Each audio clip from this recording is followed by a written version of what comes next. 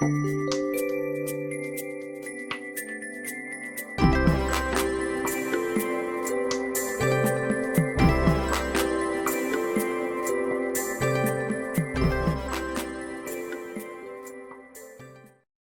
and welcome to this video about the new moon in Sagittarius of November 2022.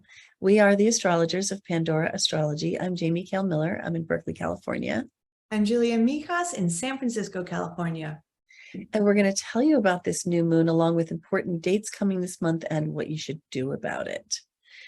Well, as you can see, we have a new moon right here in Sagittarius, and a new moon is a time when the moon and the sun form a conjunction. It has very much that fresh newborn feeling of rebirth, and often has a quality of lightness and inspiration and action embedded right in it just from being a new moon. This particular one involves a square to Vesta, which might make it a little difficult to focus. And it also trines Jupiter and also Pallas Athene. So there's much more harmony than stress in this moon. And it has very much that Jupiterian ebullient feeling. We're calling this moon the wisdom of foolish hope.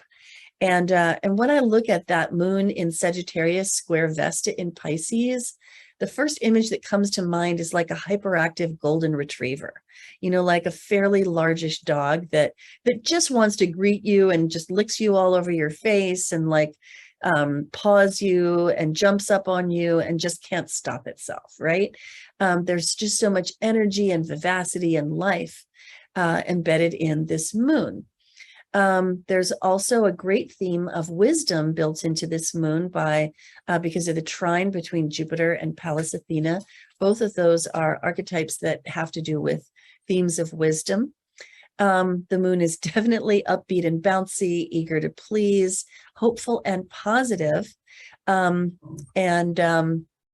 And then there's the emotionally supportive feeling, since it is a moon, moon is about nurture and so forth. And so it's almost as if my dog has demanded attention, maybe because I'm mentioning golden retrievers.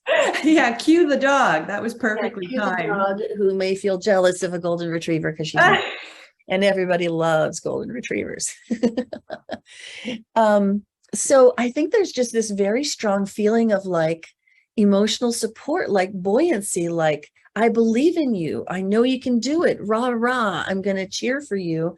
And I think this is actually a great moon for embracing unrealistic hopes, for overshooting, shooting for the moon and just seeing where your arrow might land. Julia, what do you think? Wow. Yeah, I totally agree with that. I love, there's a lot of strength in the Jupiter, it's trining the lunation. The lunation is in the sign that Jupiter loves to be in. Jupiter in Pisces is traditionally ruled in Pisces, but strong in Pisces. And, Pallas is also in the sign of Jupiter's exaltation. So there's a lot of luck in here.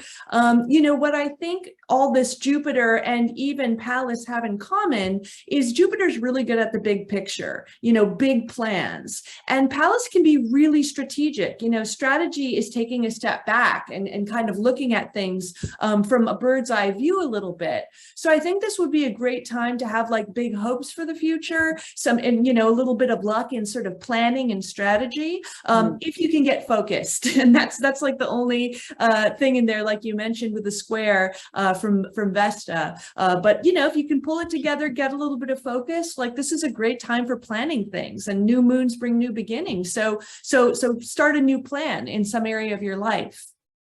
Yeah, absolutely. I think that Jupiter in Pisces can give you the imagination to envision it and the hope to really lean into what you're imagining so that it can come forth and happen.